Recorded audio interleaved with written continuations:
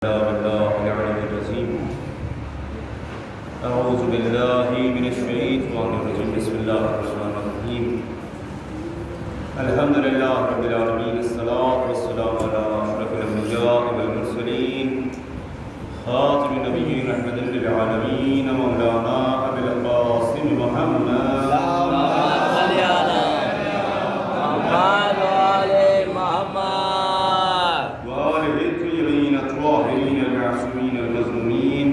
ولعنة الله على أعدائهم أجمعين من الآن إلى قيام يوم الدين أما بعد فقد قال الله الحكيم في كتابه المبين بسم الله الرحمن الرحيم لقد من الله على المؤمنين إذ بعث فيهم رسولا منهم يتلو عليهم آياته ويزكيهم ويعلمهم الكتاب والحكمة صلوات محمد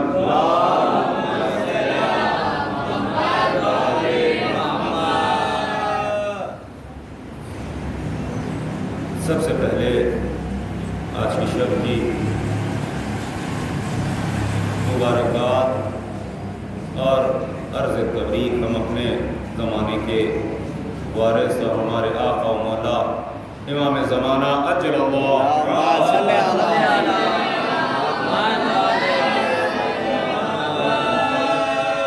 بارگاہ اقدس میں پیش کرتے ہیں. جس طرح کی آیت مبارکہ تلاوت میں اللہ نے بیان فرمایا، اکثر ہم آیت مبارکہ سنتے بھی ہیں جس میں ارشاد رب العزت ہے لقد من اللہ علی المؤمنین، کہ اللہ نے مومنین پر احسان کیا. کون سا احسان؟ اذ بعث فیہم، ان کے درمیان نبی کو مبعوث برسالت کیا، وہ جو خاتم الانبیاء والمرسلین ہے، جو مصداق لولاک لما خلقت الافلاک ہے، جو اول نور ہے، جو حبیب کبریا ہے، جو سرکار دو جہاں ہیں، جو شافع روز جزا ہے، وہ عظیم ترین ہستی جو تمام موجودات میں سب سے افضل ہے، وہ عظیم ہستی کہ جس پر درود بھیجنا ایسی عبادت ہے کہ جس میں خود پروردگار عالم بھی شامل ہو جاتا ہے.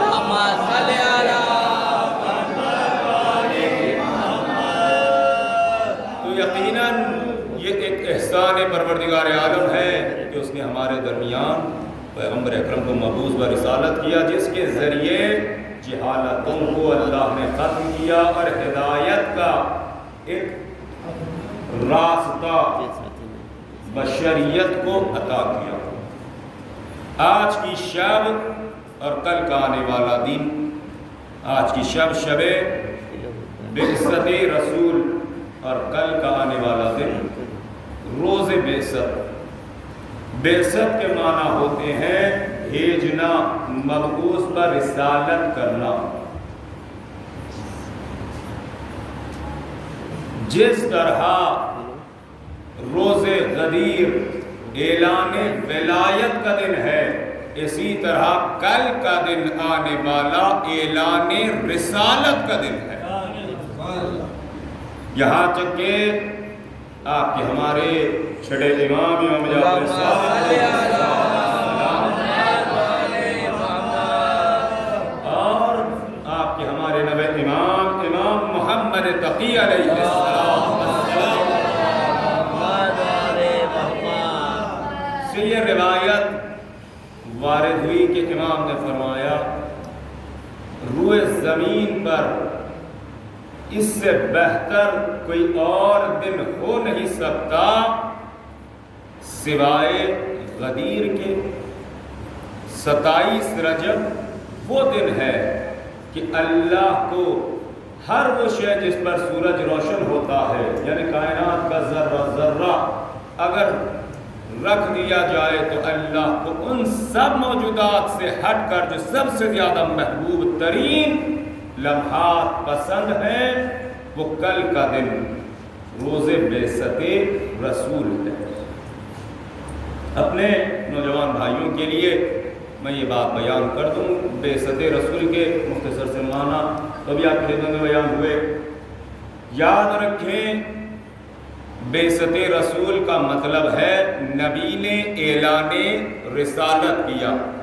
یہ نہیں کہا جا سکتا کہ نبی کو رسول بنایا گیا، نہیں۔ ہمارے پاس عقیدہ مذہب حقہ مذہب جعفری کے مسلمات میں ہے کہ معصوم ہمیشہ سے معصوم ہوتا ہے، وہاں سن و سال کی قید نہیں پائی جاتی، ہر دور میں معصوم ہے، چاہے کمسنی کا عالم ہو، چاہے جوانی کا عالم ہو، چاہے ضعیفی کا عالم ہو، ہر دور میں معصوم ہے، امام ہے۔ جس طرح روز غدیر مولا کو مولا بنایا نہیں گیا بلکہ اعلان ولایت ہوا، ورنہ مولا تو اس وقت بھی مولا تھے جب جناب آدم پانی اور مٹی کے درمیان تھے۔ اسی طرح کل کا دن پیغمبر اکرم نے حکم پروردگار عالم سے اعلان رسالت کیا، مکے کے درمیان ٹھہر کر حکم خداوندی سے کہا کہ میں اللہ کی جانب سے تمہیں ہدایت پہنچانے کے لیے بھیجا گیا ہوں۔ اعلان رسالت کیا، اس کا مطلب یہ نہیں ہے کہ 40 سال تک نبی نہیں تھے، کل بنایا گیا، نہیں۔ اور اسی طرح یہ بات بھی آپ کے ذہن میں رہے، امام کا ارشاد مبارک ہے کہ جو شخص 3 چیزوں کو نہ مانے وہ ہمارا شیعہ نہیں ہو سکتا۔ پہلے اس روایت کو سننے آپ تاکہ ہماری آگے گفتگو اور مختصر سے اعمال کا بھی ذکر کر دیا جائے۔ 3 چیزوں کو جو نہ مانے، 3 چیزوں پر جو ایمان نہ رکھے، امام نے فرمایا کہ وہ ہمارا شیعہ، ہمارا چاہنے والا نہیں ہو سکتا۔ کون سی 3 چیزیں؟ سب سے پہلے معراج، پیغمبر اکرم کی معراج ایمان رکھنا ضروری ہے۔ کیوں ضروری ہے؟ یہ بحث الگ منزل ہے۔ اسی طرح رجعت، روز قیامت سے پہلے تمام ائمہ علیہ السلام کا واپس آنا اور ہر ظالم و مظلوم کا دنیا میں واپس آنا اور حساب کا برابر ہونا۔ مختصر سی تعریف رجعت کی، اس کی تفصیل ہے ہماری کتابوں میں۔ ایمان رکھنا لازم ہے۔ تیسرے شفاعت، اہل بیت علیہ السلام کی شفاعت پر یقین رکھنا۔ یہ 3 چیزیں اگر کسی کو شک ہے تو وہ مومن نہیں ہو سکتا۔ اہمیت معراج کی اتنی ہے، لیکن جب یہ حدیث ہم آپ کی خدمت میں پیش کر چکے، اب آپ کی خدمت میں بیان کروں، پیغمبر اکرم کو اللہ نے حیات ظاہری میں 63 سالہ حیات مبارکہ میں 1 مرتبہ 2 مرتبہ نہیں بلکہ علماء مذہب حقہ نے دلائل کے ساتھ ثابت کیا، کتابیں لکھی جا چکی، 1 مرتبہ 2 مرتبہ نہیں بلکہ 120 مرتبہ معراج ہوئی۔ کسی ایک شب کو معراج مان لینا نہیں، اور یاد رکھیں 120 مرتبہ ہو یا 1 مرتبہ یا 10 مرتبہ 120 مرتبہ، معراج پر جانا بڑی بات نہیں ہے، بلکہ سب سے بڑی بات تو یہ ہے کہ وہاں رہنے والی ہستیاں زمین پر کیسے آ گئی۔ تعجب تو اس بات پر ہونا چاہیے، عرش نشین اور فرش نشین، خاک پر صرف اور صرف بندوں کی ہدایت کے لیے اللہ نے انسانی پیکر میں ان انوار کو بھیجا تاکہ بشریت کی ہدایت ہو سکے۔ تو آج کی شب کو شب معراج سمجھ لینا یہ منزل ہے، لیکن مذہب حقہ کے اعتبار سے معراج 120 مرتبہ ہوئی۔ اب یہ اور بات ہے کہ معراج کی اتنی اہمیت کیوں ہے، تو یاد رکھیں جتنی معراج کی اہمیت کو ہم سمجھتے جائیں گے اتنا حق ہم پر واضح ہوتا جائے گا کہ ہر ایک منزل پر جہاں اللہ نے ساری شریعت فرشتے کے ذریعے جہاں بھیج دی، کون سی ایسی بات تھی جسے دینے کے لیے آسمان تک محبوب کو بلایا گیا؟ تو جواب ایک ہی ملتا ہے، وہ امانت کوئی اور شے نہیں بلکہ ولایت امیر المؤمنین علی ابن ابی طالب علیہ السلام۔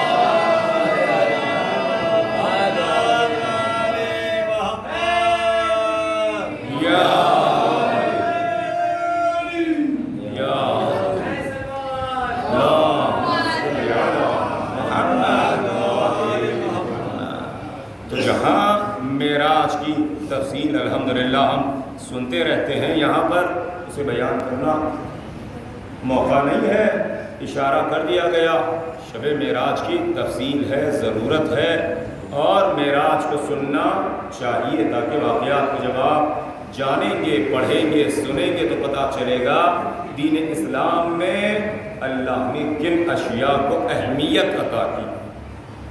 یہ تمام باتوں کے ساتھ آج کی شب ایسی عظیم ترین شب، اس میں کچھ اعمال وارد ہوئے جن میں سب سے پہلے آج کی شب غسل بجا لانا ہے۔ اعمال سے پہلے اگر کوئی غسل کر لے تو زیادہ ثواب ہے، اگر نہیں کیا ہے کسی بنا پر جانے کے بعد شب میں بھی کر سکتا ہے۔ اسی طرح کل کا آنے والا دن یعنی روز بیست بڑی اہمیت رکھتا ہے، کل کے دن کے روزے کی بڑی تاکید ہے۔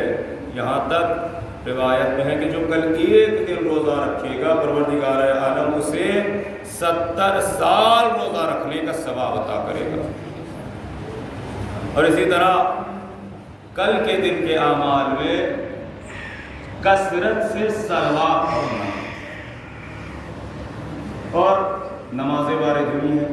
آج کی شب کی جو نماز ہے کل کے دن میں بھی وہی نماز پڑھی جائے گی، اور زیارت بھی جو آج کی شب ہے انشاءاللہ کل دن میں بھی وہی زیارت پڑھی جائے گی جو ابھی آپ کی خدمت میں ہم بیان کریں گے۔ سب سے پہلے 12 رکعت نماز ادا کی جائے گی، 2 رکعت کر کے، مثل نماز صبح کے۔ نیت اس طرح ہوگی 2 رکعت نماز شب بیست پڑھتا ہوں قربتاً الی اللہ، 2 رکعت نماز شب بیست پڑھتا ہوں میں قربتاً الی اللہ، 2 رکعت کر کے 12 رکعت نماز ادا کریں گے۔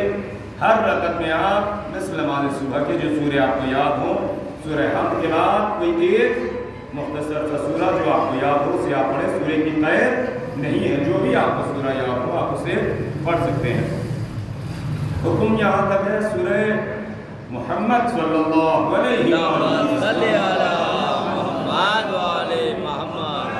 جو قرآن مجید کا 48واں سورہ، اس کے بعد سے آخر قرآن مجید ترتیب حاضر کے اعتبار سے ان کو سورہ مفصلات میں آتا ہے، اور یہ ان میں سے کوئی ایک بھی آپ سورہ پڑھیں گے کافی ہے، چاہے وہ مختصر ہو یا پھر طولانی سورہ، جیسے آپ چاہیں۔ شریعت میں یہاں پر معصومین علیہ السلام نے جو روایات بیان کی ہیں ان میں قید نہیں لگائی کہ یہی سورہ پڑھنا ہے، نہیں، بلکہ آپ کا اختیار ہے، کوئی بھی آپ سورہ پڑھ سکتے ہیں 12 رکعت۔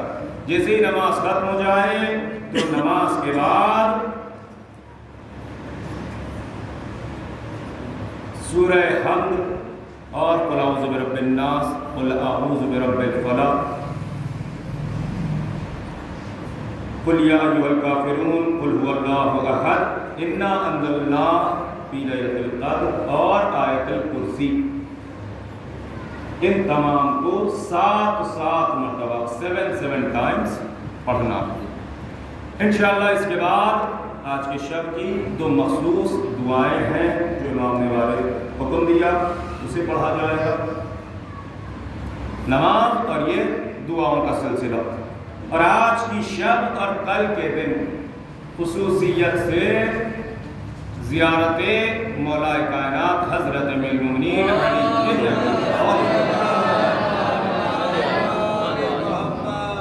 الگ سے زیارت وارد ہوئی ہے جو آج کی شب بھی پڑھنا ہے اور کل کے دن بھی آپ اسی زیارت کو انشاءاللہ پڑھیں گے۔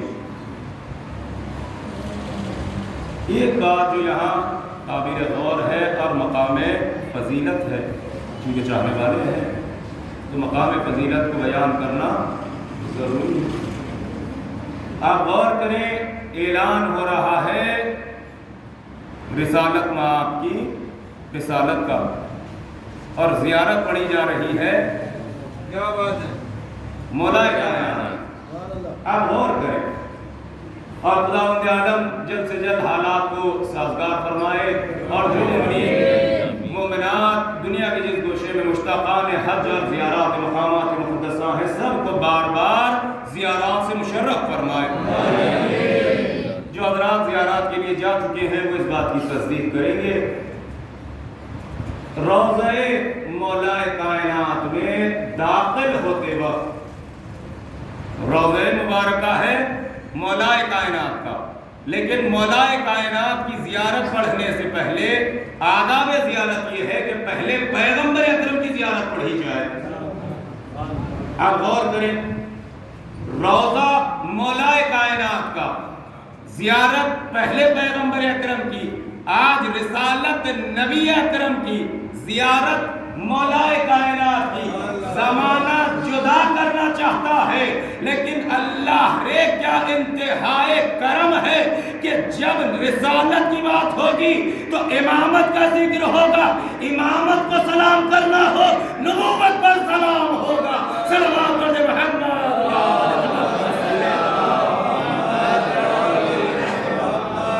یہی تو ہے نور کے دو حصے، اول ما خلق اللہ نوری، سب سے پہلے اللہ نے میرے نور کو پیدا کیا، پھر اس کے بعد انا و علی من نور اللہ، میں اور علی ایک ہی نور کے دو حصے ہیں۔ یہی نورانیت ہے، ایک حصے کا ذکر ہوگا تو دوسرے کا بھی آئے گا۔ جہاں ایک حصے کا ذکر ہو، اب سمجھ میں آیا کہ دین اللہ نے غدیر میں کیوں کامل کیا۔ اگر صرف پیغمبر اکرم کی رسالت پر دین کامل ہو جاتا تو بات الگ تھی، لیکن اللہ نے ولایت پر دین کو کامل کر کے بتایا کہ صرف رسالت پر رکنا کافی نہیں، امامت تک آنا ضروری ہے۔ صلوات علی محمد۔